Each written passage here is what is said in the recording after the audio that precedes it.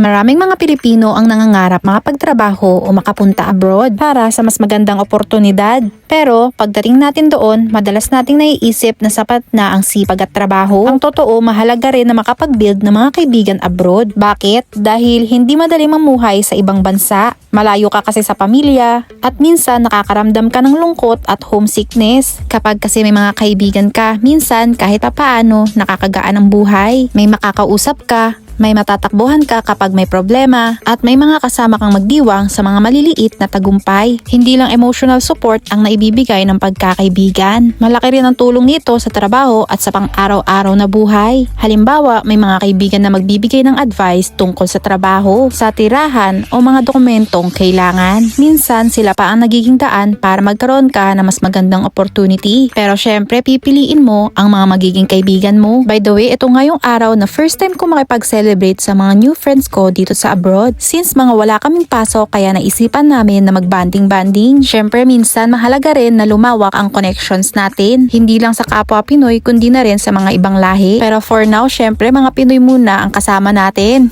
At sila muna ang ipapakita ko sa inyo. Susunod naman, mga ibang lahi naman ang ipapakita ko sa inyo na kasama natin. By the way, alauna na nga ng hapon to, kaya kung mapapansin nyo, nagkakainan na nga kami dyan. At ang sasarap nga ng mga pagkain na luto at dala nila. Ako naman, ang dala ko dyan, itong egg pie at itong burger steak. Sila naman may lutong palabok, pansit, sweet and sour fish, lugaw, may healthy fruits at marami pa nga. Sobrang sasarap nga ng mga luto nila, kaya sobrang nabusog din ako. Kaya para magpatagtag, sinimulan ko na nga rin kumanta dyan. Kahit hindi naman kagandahan yung boses natin, pero para makisama na rin.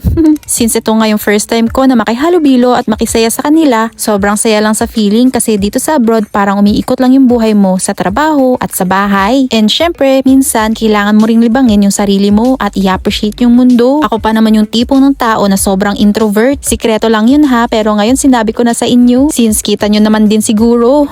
Sinusubukan ko lang talaga siyang i-overcome para hindi ako makulong sa what if at sa maliit na mundo na kung saan dun lang ako komportable at sanay. Pero alam nyo ba, sobrang masaya ako sa pagiging introvert ko kasi nagkakaroon ako ng mga deep conversation sa mga taong nakapaligid sa akin. Kaya ako mag-alone time para mag-recharge. At mas marami akong nadidiscover sa sarili ko katulad ng pagiging creative at marami pa. Masaya rin ako nung araw na to kasi kasama ko yung asawa ko. Hindi lang ako yung nagsasaya, pati siya rin. Kasi napaka-welcoming ng mga kaibigan ko dito. Napakahalaga rin talaga na mag-build ka ng mga kaibigan abroad. Kasi kapag marunong kang makisama, mas maraming pinto ang pwede magbukas para sa'yo. At mas nagiging masaya ang buhay abroad. Kasi hindi lang puro trabaho ang buhay. Mas masarap kumain, kumala, o mag-celebrate kapag may kasama kang mga tunay na kaibigan. Kahit malayo sa Pilipinas, pakiramdam mo na parang hindi ka pa rin nalalayo. At higit sa lahat, natututo kang maging open sa iba't ibang tao at kultura. Hindi lang pera ang nadadala mo pagdating ng panahon, kundi memories, lessons, at good relationships na pwede mong dalhin habang buhay. Kasi sa totoo lang na ang buhay abroad mas naging magaan kapag may mga taong handang sumabay sa hirap at saya mo. By the way, napa-on the spot luto nga ng empanada itong friend ko. Gusto niya daw kasing pagmalaki itong empanada na gawa niya. Since siya nga ay taga Ilocos at kilala nga doon ang empanada. At saktong-sakto nag-trending nga itong empanada ngayong taon. Itsura pa nga lang matatakam ka na, paano pa kaya pag tinikman mo? At legit na masarap at Ilocos empanada ang gawa niya. Nagsimula na nga ulit kami dyan magkantahan dahil tapos na sila mag-prepare ng mga pulutan. Habang ako naman, eto, tamang nakikikantahan at pulutan lang sa kanila. Ang sarap lang kaya makikain kaysa makipag-inuman. Hindi kasi kami nagiinom kaya tamang coke lang kami habang sila naman wine. Nagsasayahan na nga kami dyan, akala mo mga lasing lang pero ang totoo, hindi naman.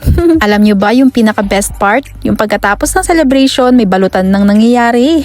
Eto yun no, hindi mawawala sa tradisyon ng mga Pilipino. Ang Sharon time, syempre kaysa masayang yung pagkain, i-divide na lang kung sinong may gusto. At makikita nga natin kung sino nga dito ang pinakamalakas mag-Sharon. Anyways, mukha lang makalat tong lamesa pero bago nga kami magsialisan dyan, nilinis namin yan. Syempre kami na nga yung nakigulo, kami pa yung magkakalat. Sabay-sabay na nga rin kami nagsiuwian yan. Gabi na nga yan pero sobrang liwanag pa rin. Kung nasa abroad ka ngayon o nangangarap na makarating dito, tandaan mo to, mag-ipon ka ng pera, oo, pero wag mong kakalimutan mag-ipon din ng mga tunay na tao sa paligid mo. Because at the end of the day, the best part of living abroad is not just the money you earn. It's the people who make the foreign place feel like home.